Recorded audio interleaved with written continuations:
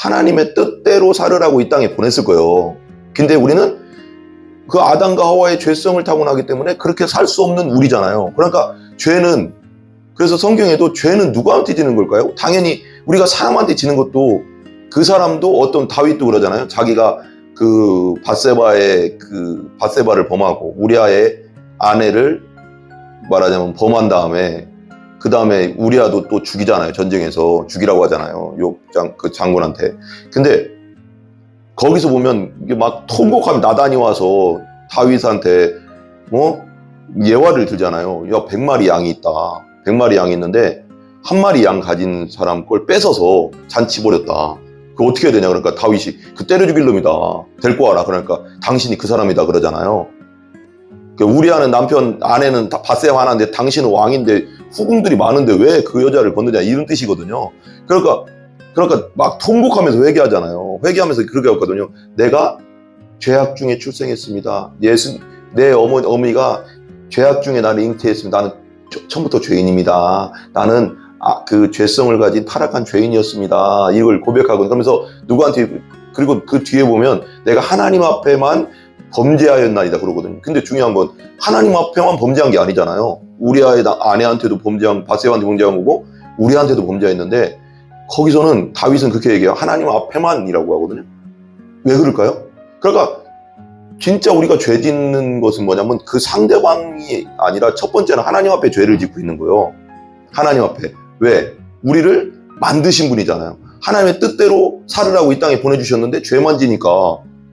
이 시간에 오늘 로마서입니다. 로마서 13장 들어가겠습니다. 13장 8절부터 14절까지 짧은데 한번 짧은 말씀 보도록 하겠습니다. 18절부터 14절까지 한번 보도록 하겠습니다. 로마서 13장 8절부터 14절까지 우리 한번 읽어보겠습니다. 시작. 피차 사랑의 빛 외에는 아무에게든지 아무도 빚지지 말라.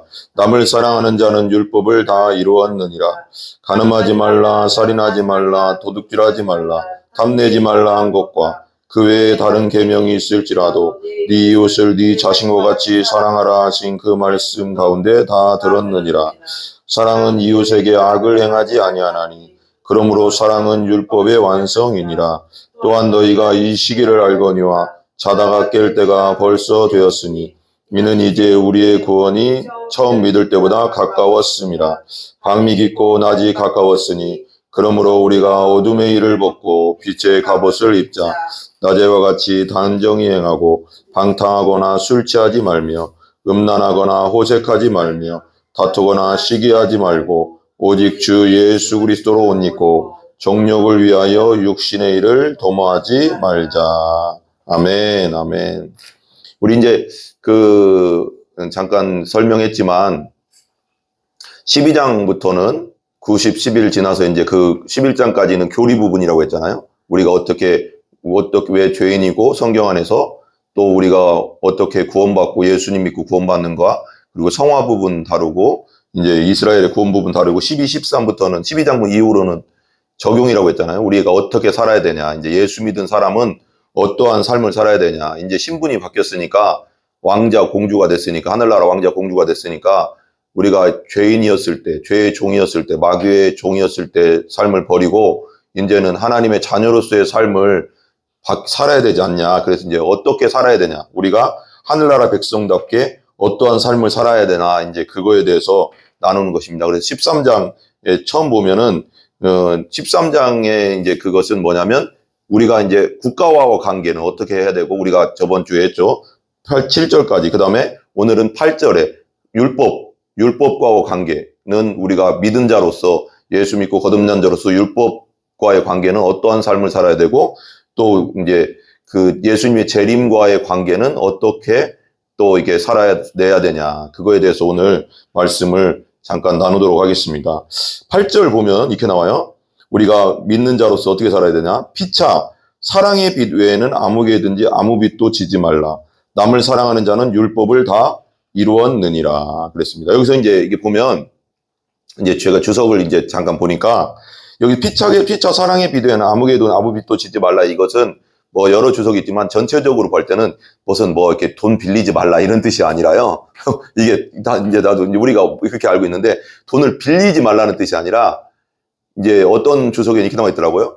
돈을 빌려도 갚을 수 있을 만큼, 그리고 이제 구약 성경에는 그 이스라엘 백성들끼리 서로 고리대금 하지 말라고 그랬거든요. 그러니까 내가 돈을 빌려줘도 이자를 너무 많이 이렇게 해서 그 사람이 고통스럽게 하지 마라, 이런 말도 있듯이 돈을 빌리지 말라면 그런 말도 없잖아요. 그러니까 돈을 빌리지 말라는 뜻이 아니라 여기서는 무슨 뜻이냐면 우리가 사랑의 빚이라고 하죠. 이게 되게 중요한 거거든요. 이 뒤에 아무개든 아부빚도 지지 말라, 이게 중요한 게 아니라 사랑의 빚. 우리가 누구한테 빚을 졌어요? 예수님께 사랑의 빚을 졌잖아요. 그러니까 이게 원어적으로 보면 빚하고 빚 있잖아요. 우리가 빚을 진다 할 때 빚하고 죄하고 비슷해요. 원어적으로는 비슷하대요. 그러니까 우리가 죄를 짓는다는 건 뭐예요? 하나님 앞에 빚을 지고 있다는 거예요.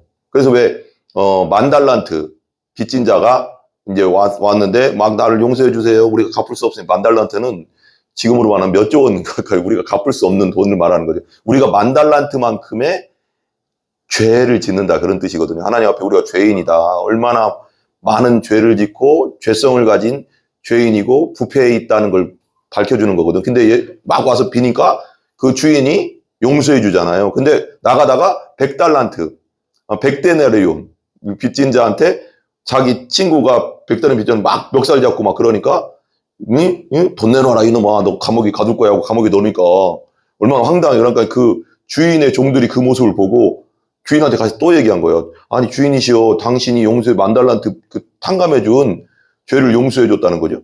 탕감해준 그 사람이 자기한테 조금 잘못한 그 사람을 감옥에 넣습니다. 그러니까 다시 데리고 와라. 그래서 다시 감옥에 넣어라. 이런 진짜 이게 뜻이 있잖아요. 진짜 용서받은 자는 용서해줘야 된다 이거죠. 그러니까 하나님 앞에 우리가 죄진 거에 비하면 우리끼리 서로 간에 조금씩 이렇게 잘못하고 하는 것은 아무것도 아니라는 거예요. 그죠? 왜 그냥 하나님은 그만큼 우리를 참아줬고 용서해줬다는 거예요. 십자가에서 피값을 주고 예수님이 목숨값을 주고 우리를 용서해줬잖아요. 그러니까 그 용서를 생각하면 다른 사람이 잘못하는 건 그냥 용서해줘야 된다는 거예요. 그러니까 왜 이걸 내가 생각해봤거든요. 묵상해봤거든요. 아니 근데 왜 우리가 하나님 앞에 죄 짓는 것이 빚 지는 거랑 똑같이 이렇게 그 원어가 비슷하다고 할까, 그렇게 생각해봤는데 묵상하다 깨달은 게 뭐냐면, 성령 안에서 깨달아지는 게 하나 있는 게 뭐가 있었냐면, 이 땅에 우리가 이제 처음 아담과 하와가 만들어지고 아담과 하와가 대표성을 갖지만 이 땅에 우리를 하나님이 만들어서 보낼 때는 어떻게 살으라고 보냈겠어요? 하나님의 뜻대로 살으라고 이 땅에 보냈을 거예요.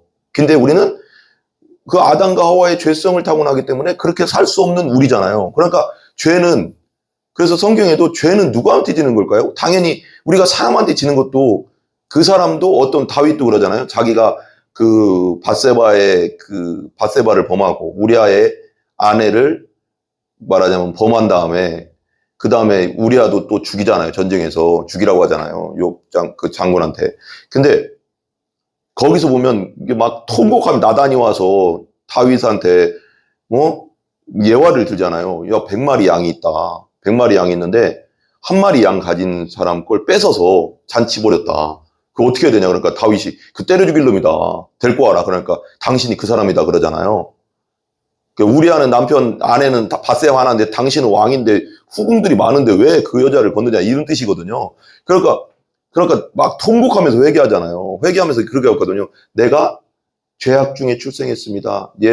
내 어머니가 죄악 중에 나를 잉태했습니다. 나는 처음부터 죄인입니다. 나는 그 죄성을 가진 타락한 죄인이었습니다. 이걸 고백하고 그러면서 누구한테, 그리고 그 뒤에 보면 내가 하나님 앞에만 범죄하였나이다 그러거든요. 근데 중요한 건 하나님 앞에만 범죄한 게 아니잖아요. 우리아의 아내한테도 밧세바한테 범죄한 거고 우리한테도 범죄했는데, 거기서는 다윗은 그렇게 얘기해요. 하나님 앞에만이라고 하거든요.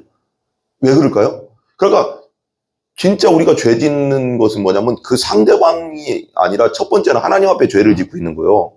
하나님 앞에. 왜? 우리를 만드신 분이잖아요. 하나님의 뜻대로 살으라고 이 땅에 보내주셨는데 죄만 지니까 그 하나님 앞에 지금 빚을 지고 있는 거, 죄를 지고 있는 거지, 그게지요. 그런가요? 보세요. 그러니까 근데 우리 예수님이 그 죄의 빚을 10,000달란트 갚을 수 없는 것이란 뜻이거든요. 우리 죄는 하나님 앞에 갚을 수 없어요, 우리가 몇 조 원을 어떻게 갚습니까?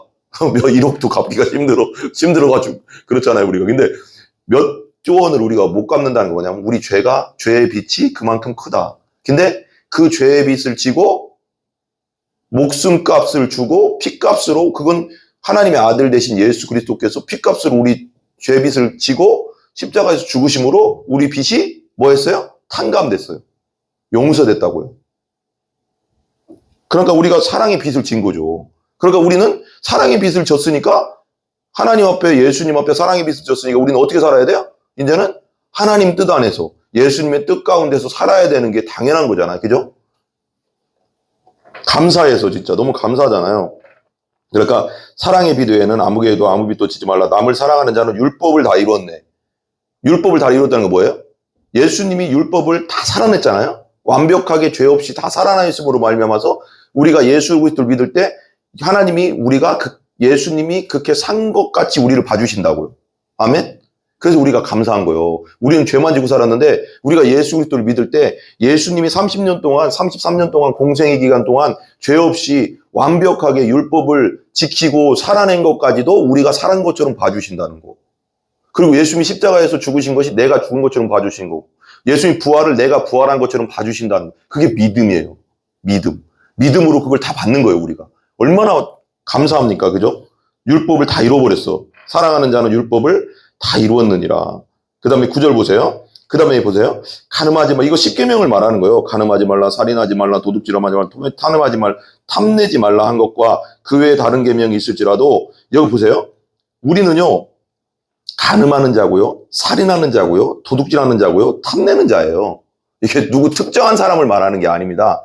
아까 내가 가끔씩 이제 우리 설교 반복하는 거지만, 여자를 보고 음욕을 품은 자가 벌써 간음했다. 그리고 형제를 보고 미워한 자는 곧 살인자다. 그리고 우리 모두를 말하는 거예요. 이 세상의 모든 사람은 다 간음한 자고, 하나님 앞에 뭐예요? 살인한 자고, 도둑질한 자고, 탐심을 부려서 마음으로 욕심을 가진 자잖아. 욕심 많잖아요, 우리가요. 먹는 욕심, 갖고 싶은 욕심, 다 도둑이거든요. 우리 마음부터 일어나는 거잖아요. 그죠? 탐내지 말라.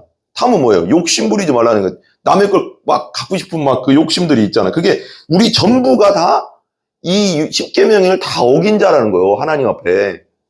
근데 중요한 게 뭐냐면, 어떤 특정한 사람을 말하는 게 아니라 우리 모두가 다 똑같다는 거예요. 우리 모두가. 그리고 누가 누구를 정죄할 수 있어요, 없어요? 어떤 사람이 어떤 사람을 정죄할 수 있어요, 없어요? 저 죄인이라고 할 수 없는 게 뭐냐면, 우리 모두가 하나님 앞에 다 이런 죄를 졌거든요. 생각으로든 마음으로든. 생각으로 진 것까지 다 죄라고 하잖아요. 간음했다고 하잖아요. 살인했다고 하잖아요. 그러니까 누가 필요한 거예요, 우리는? 구원자가 필요한 거죠. 그분이 곧 예수 그리스도입니다. 아멘? 우리를요, 정죄할 수 있는 분은요, 오직 예수님 한 분이 없어요. 왜? 죄가 없으니까. 죄 없는 심판자 그분밖에 없으니까. 근데 우린 다 죄인이거든요. 그러니까 죄인이 죄인더러 티가 있다고 하면 네 안엔 들보가 있다고 하니까 예수님은, 야, 다른 사람도 너는 이래 저래 하는데 내가 볼 땐 넌 네 안엔 들보가 있어, 이렇게 얘기하잖아, 예수님은. 그러니까 어차피 우리는 하나님 앞에 다 똑같은 죄인이고 다 지옥에 갈 수밖에 없는데, 그 값을 치른 분이 누구다? 예수님이다. 이걸 자꾸 얘기해 주려고 하는 거지, 우리를 정죄하려고 하는 게 아닙니다. 이게 지금 가늠하는, 그러면서 그 뒷말이 있잖아요. 그 외에 다른 계명이 있을지라도, 여러 가지 계명이 다 있을, 전체로 따지면 613가지라고 하는데 10계명이 대표잖아요. 근데 그 외에 다른 계명이 있을지라도 네 이웃을 네 자신과 같이 사랑하라 하신 그 말씀 가운데 다 들었느니라. 그러니까 뭐라고? 우리가 사랑하게 되면, 봐봐요, 다른 사람을 사랑하게 되면 다른 사람한테 해코지 하겠습니까? 다른 사람을 사랑하는데 다 그 사람 도둑질 하겠습니까?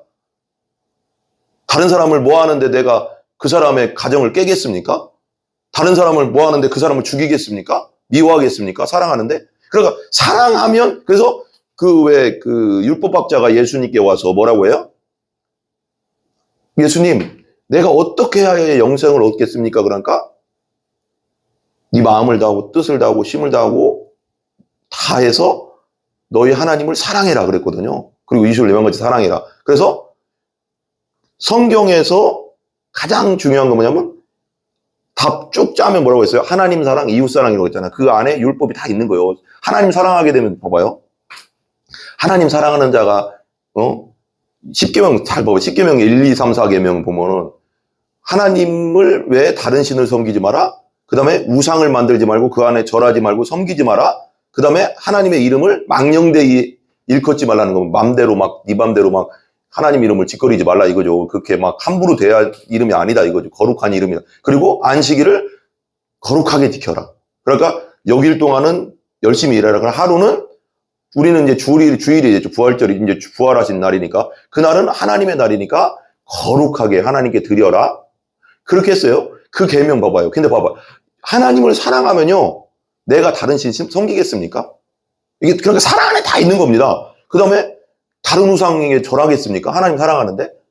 처음으로 사랑하는데? 그리고 하나님 이름을, 그 거룩하신 이름을 맘대로 막, 함부로 부르겠습니까, 우리가? 함부로 대하겠습니까? 안식일을 지키는 거, 하나님께 예배하는 날을 함부로 우리가 범하겠습니까? 하나님 사랑하는데?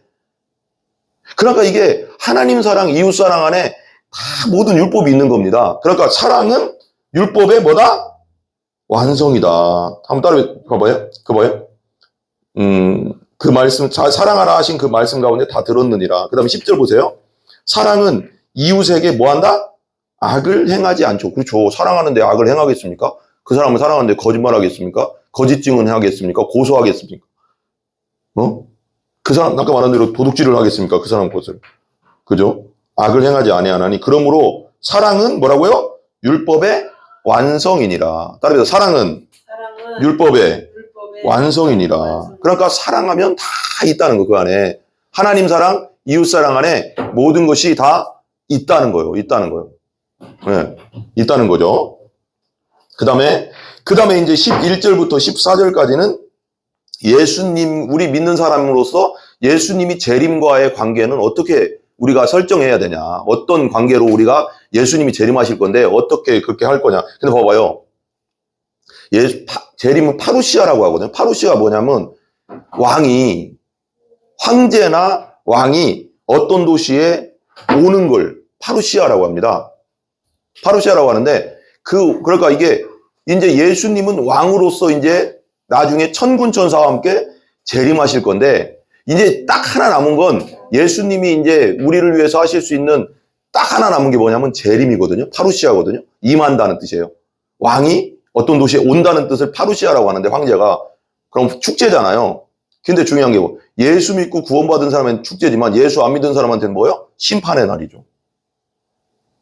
죄를 형벌을 당하니까. 그래서 예수 믿는 게 이렇게 그런데 중요한 건 그때와 예수님이 재림하시는 때와 시기는 아무도 알지 못하나니 천사도 모르고 예수님 자신도 모른다고 했거든, 성경에. 그 다음에 오직 아버지만이 아신다고 했어요. 근데 마태복음 24장에는 땅끝까지 복음이 전해지면 그때야 예수님이 오신다 그랬어요. 그런데 지금 땅끝까지 복음이 거의 더 전해졌어요. 영상으로, 유튜브로, 진짜 거의 뭐 미전도 종족 거의 몇 개 안 남고 다 전해졌거든요. 그러면 그렇게 따진다고 하면 예수님이 오실 때가 정말 가까운. 근데 이때도 바울 시대도 자기는 가깝다고 생각했어요. 그러니까 왜 그러냐면 예수님이 하실 일을 다 했거든. 왜 예수님이 이 땅에 내려와서 우리를 위해서 율법을 다 지켜주셨고, 그 다음에 우리 죄를 위해서 십자가 지셨고, 그리고 우리가 의롭다고 해서 부활하셨고, 우리 예수 십자가, 내 십자가, 예수 부활, 내 부활이잖아. 그 다음에 예수님이 그 다음에 승천해서 지금 어디 있어요? 하나님 보좌 우편에 앉아 계시고, 이제 마지막으로 하실 일이 뭐예요? 재림 하나 남았거든요. 그래서 신학적으로, 여기 이제 전도사님도 있지만, 신학적으로는 already not yet이라고 해서 이미 왔지만, 이미 구원의 예수님은 오셨지만, 아직 온전한 구원이 이루어지지 않았다. 이런 뜻도 있거든요. 온전한 구원은 뭐냐면 예수님이 재림하심으로써 완벽하게 하나님의 뜻을 이루는 때는 아직 오지 않았다. 재림만 되면 끝이다. 이제 이거요. 우리가 구원은 받았습니다. 예수 믿으면 구원은 받지만, 그래서 그 구원을 존 스토트 같은 그 신학자들은 어떻게 얘기하냐면 구원을 과거, 현재, 미래로 봐요. 그래서 과거는 뭐예요? 칭의. 우리가 예수 믿음으로 의롭다함을 받고 거룩해지고 하나님 보시기에 거룩한 존재입니다. 여러분, 예수 믿은 여러분들 하나님 보시기에 거룩한 존재입니다. 사람들이 어떻게 생각하든, 마귀가 여러분에게 어떤 생각을 주든 예수 안에서 여러분은 거룩한 존재가 된 겁니다. 아멘. 그러니까 칭의가 이루어졌고 지금 성화 과정에 있죠. 우리가 이제 신분이 왕자 공주는 됐지만 아직 죄성이 남아있기 때문에 그것이 날마다 새로워져야 되고, 그래도 영화 관계가 영화. 예수님 오실 때 우리는 영화 되는데 우리가 가도 영화 되는 거지, 그죠? 그죠? 그러니까 여러분 이걸 잘 생각해야 됩니다. 11절 보세요. 11절 한번 읽어볼게요. 또한 너희가 이 시기를 알거니와 자다가 깰 때가 벌써 되었으니 이는 이제 우리의 구원이 처음 믿을 때보다 가까웠음이라 그래요. 예수님이 재림이 가까웠다는 거예요. 이때도 그렇게 얘기하는 거예요. 지금 우리의 구원이, 여러분, 우리의 구원이 처음 믿을 때보다 가까웠다는 게 뭘까요? 여러분, 예수님이 재림을 안 하셔도요, 지금 당장 안 하셔도 우리의 구원은 날마다 지금 천국 갈 날이 가까워지고 있어요, 없어요? 우리가 하루 살면 하루 천국 가까워진 거예요. 더 죽을 봐봐요. 우리는 죽는 날이 천국 가는 날이잖아요. 그러니까 하루하루가 지금 천국 가는 날에 가까워지고 있는 거예요. 그렇죠? 되게 중요하죠. 믿을 때보다 가까웠습니다. 12절 보세요. 12절. 밤이 깊고 낮이 가까웠으니 그러므로 우리가 어둠의 일을 벗고 빛의 갑옷을 입자. 이제는 예수님이 오실 때가 머지 않았으니 말세이니 마지막 때이니 이제는 밤이 뭐예요? 밤은 이 세상을 말하는 거예요. 밤의 세상, 어둠, 마귀가 임금된 이 세상, 이 밤이 깊어. 점점 마지막 때가 되면 예수님이 오실 때가 되면 밤이 더 깊어지죠. 어둠이 더 사로잡게 되죠. 마귀가 이제 내려와서 더 강력하게 역사한다고 하잖아요. 그런데 우리는 두려워할 필요가 있어요, 없어요? 우리 안에 예수 그리스도가 있고 성령이 있으므로 두려워하지 말아야 되는데 중요한 건 깨어 있어야 된다는 거예요. 그래도 기도로 깨어 있고 예배 가운데 깨어 있고 우리가 어둠의 일을 벗고 먼 입 옷을 입자. 빛의 갑옷. 예수님의 의의 옷이 우리 입혀 있지만 예수님 빛이잖아요. 빛의 갑옷으로 항상 무장하고 깨어 있고 기도하고 말씀 읽고 말씀으로 행하면서 있어야지. 단정하게 행하고 있어야죠. 그죠? 그 다음에 보세요. 13절 보세요. 13절. 앉으세요. 13절 보세요. 낮에와 같이 단정히 행하고 방탕하거나 술 취하지 말며 음란하거나 호색하지 말고 다투거나 시기하지 말고. 이제 우리가 낮에와 같이 단정히 행하고 죄악 가운데 살지 말고 단정히 행하고 방탕하거나 술 취하지 마라. 이제는 음란하거나 호색하지 마라. 이것도 호색도 음란에 갈 거니까 호색하지 말고, 그 다음에 다투거나 시기하지도 마라. 아멘? 이런 삶을 살아라. 우리 성도들이 이런 삶을 살아내기를 바랍니다. 아멘? 오직 주 예수 그리스도로 옷 입고 정욕을 위하여 육신의 일을 도모하지 마라. 정욕은 뭐예요? 육신적인 일, 육신적인 음란, 음욕, 세상적인 욕심, 그런 것들 있잖아요. 세상 사랑, 이런 것을 쫓아가지 말고 이제는 예수 그리스도로 옷 입었으니 옷 입고 이제는 어떻게 하라? 육신의 일을 도모하지 말고, 육신의 일을 직업을 갖지 말라는 뜻이 아니라 육신적 욕심을 추구하지 말고 이제는 하나님의 나라와 의를 구하면서 열심히 직장도 다니세요. 근데 이제는 하늘나라를 추구하는 자라. 우리는 나그네잖아요. 우리가 하나님 나라의 시민으로서 나그네의 삶을 사는 거니까 이 세상에 너무 매이지 말고, 아멘? 이 뭐라고 할까요? 13절, 14절, 밤이 깊고 낮에도 당정히 행하고 방탕에 술 취하지 말. 이게 있잖아요. 어거스틴이 이 말씀을 통해서 예수 믿게 된 겁니다. 거듭나게 됐어요. 방탕하게 살았거든요. 그래서 성 어거스틴이 됐는데 이분이 엄청나게 많은 기독교적으로 많은 일을 했습니다. 300년에서 400년 사이에 이게 사신 분인데 이분이 이 말씀을 통해서 꺼내서 읽어라 하는 그 어린아이들의 그 노래가 있었나 봐요, 그때. 근데 그게 하나님 말씀을 돌려가서 성경책을 딱 폈는데 이 구절이 딱 나와가서 내가 너무 타락하게 살았구나 하면서 이 말씀이 낮에와 같이 단정히 하고 방탕하고 술 취하지 말고 이렇게 살았으니까 내가 봤을 때니 음란하고 호색하고 다투지 말고 시기하지 말고 오직 주 예수로 옷 입고 정욕을 위하여 육신을 도모하지 말라. 이 말씀을 통해서 거듭나게 되고 예수 믿게 되고 구원받게 됐습니다. 아멘. 온전히 우리가 이제는 하나님을 믿은 사람으로서 거듭난 자로서 이러한 삶을 살기를 바랍니다. 예수님의 때가 머지않았고 재림의 때가 다울 시대보다 더 가까워졌잖아요. 우리가 깨어서 기도하고 하나님 뜻 가운데 온전히 단정하고 술 취하지 말고 호색하지 말고 음란하지 말고 다투거나 시기하지 말고 예수 그리스도로 옷 입고 정욕을 위하여 육신의 일을 도모하지 않는 여러분들 다 되시기 바랍니다. 기도하겠습니다. 우리